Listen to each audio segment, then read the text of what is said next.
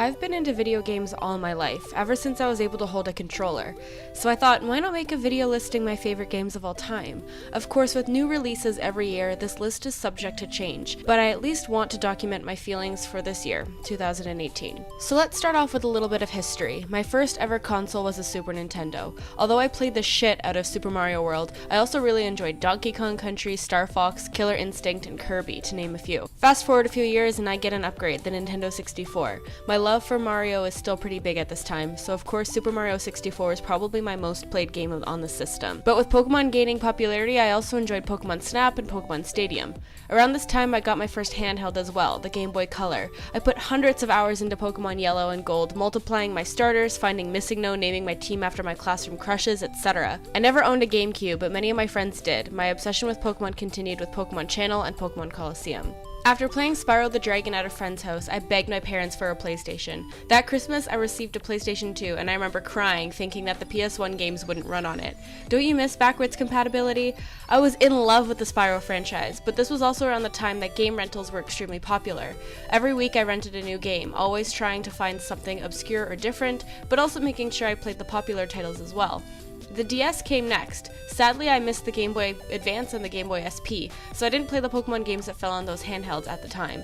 But with the DS and then the 3DS, I made sure to go back and play the ones I missed. I owned a Wii and a Wii U as well, but other than Monster Hunter, I didn't play much else on them. I know, I'm a bad Nintendo fan, what happened to me? And then I got my first job, and with my first paycheck, I bought a PlayStation 3. On this, I played Dark Souls, Infamous, Grand Theft Auto, Call of Duty, Borderlands, the list goes on. Only a couple years later, I upgraded once again to a PlayStation 4, and it's been my most loved console since then. Well, now that you know a little bit more about my personal video game history, let's get into the list, shall we?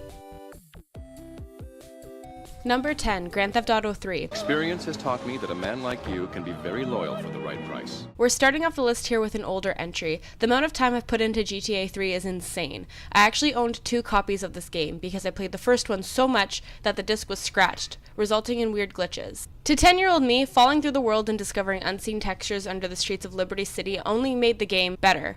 I would input cheat codes, giving myself jumping cars, tanks, unlimited ammo, different character models. I can't count the amount of times I put myself on top of a gas station in the form of a hooker, blasting civilians with RPGs and sniping them from afar. Did I ever actually finish the game? No, probably not, but I had a ton of fun just messing around in the open world. Number 9, Dark Souls 2. In a walled-off land, far to the north, a great king built a great kingdom. I know. Dark Souls 2 is probably the most hated game of the Soulsborne family, but personally, I loved it. It was my first Souls game, believe it or not, and I mastered the clunky, slower fighting mechanics. Although I hadn't played Dark Souls 1 at the time, I was familiar with it due to watching videos on YouTube, and the subtle callbacks to the first game left me mystified.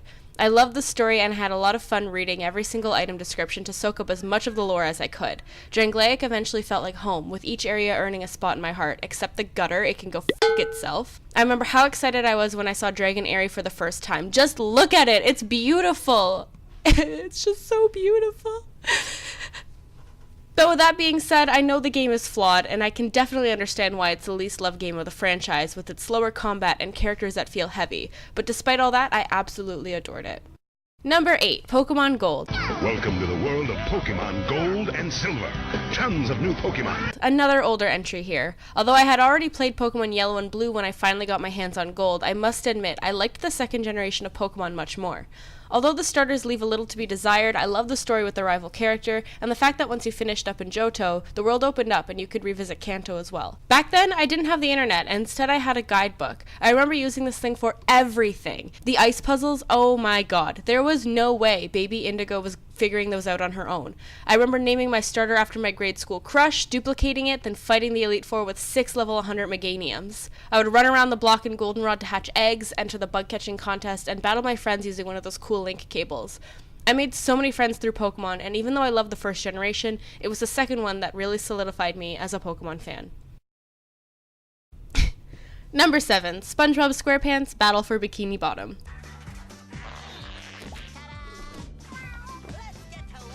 Now I know what you're thinking. Indigo, how the hell can some lame SpongeBob game make it onto this list? And let me tell you, this game is fantastic. It is so good. I know it sounds stupid, I know it looks stupid, but believe me, this game is amazing. Battle for Bikini Bottom has good scores across the board, and for good reason too.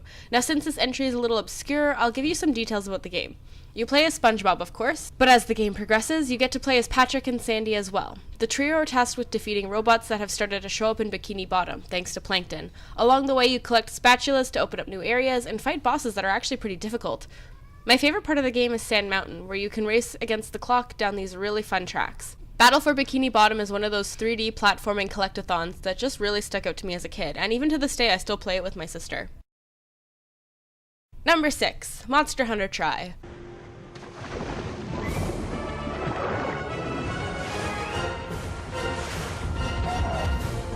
Monster Hunter Tri was one of those games that I played every single night after coming home from school. I would plug my keyboard into my Wii, center my motion sensor bar, and sign into the online servers. I probably put over 400 hours into that game, and with the amount of other games I was playing at the time, that's a lot. I was even still playing Tri long after the servers were closed.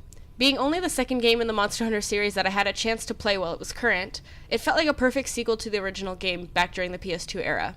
The addition of underwater areas was fun, if not a little frustrating at times, and I definitely felt as if the difficulty was lowered a bit, but in all, Tri will always hold a place in my heart. Number 5. Jak and Daxter.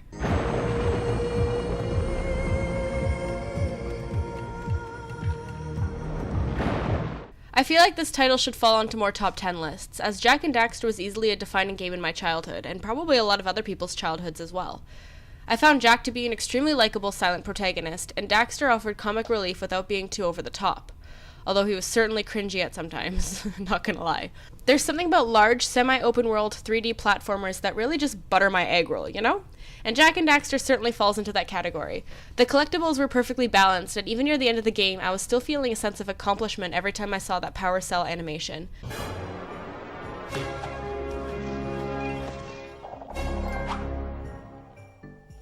Jak and Daxter had a wide array of minigames that always felt fresh and fun. F*** the fishing game, you know the one. And the bosses were challenging, even without making me want to pull my hair out. Although I wasn't a huge fan of the game's sequels, I did play them, and I did enjoy them, but nothing compares to the first. Number 4. Shadow of the Colossus.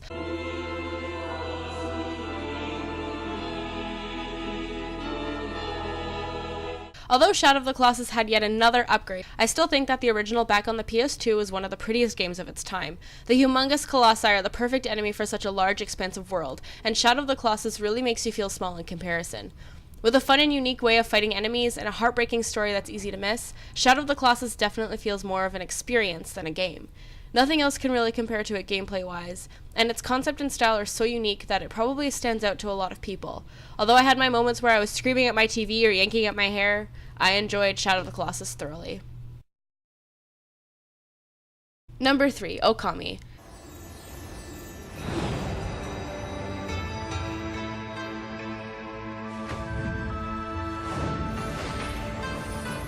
Anyone who knows me knows I love this game. Okami's art style and aesthetic are insanely pleasing to the eye, and much like the last entry, it's hard to compare the gameplay to anything else. First of all, you play as a wolf, something that is very rarely seen, and secondly, she attacks with a paintbrush? Although I originally played this game on the PS2, I managed to get my hands on the Wii version as well, and let me tell you, swiping your Wii remote to slash imps in half is so satisfying. This game made me cry, a lot. Every time I play it through, I cry without fail. The world feels so whimsical and magical, yet the comical characters make it feel a little bit more realistic. The story is absolutely magnificent and incredibly captivating, and it's definitely one of those games you want to play a few times through to make sure you've seen everything. Number 2. Spyro Year of the Dragon.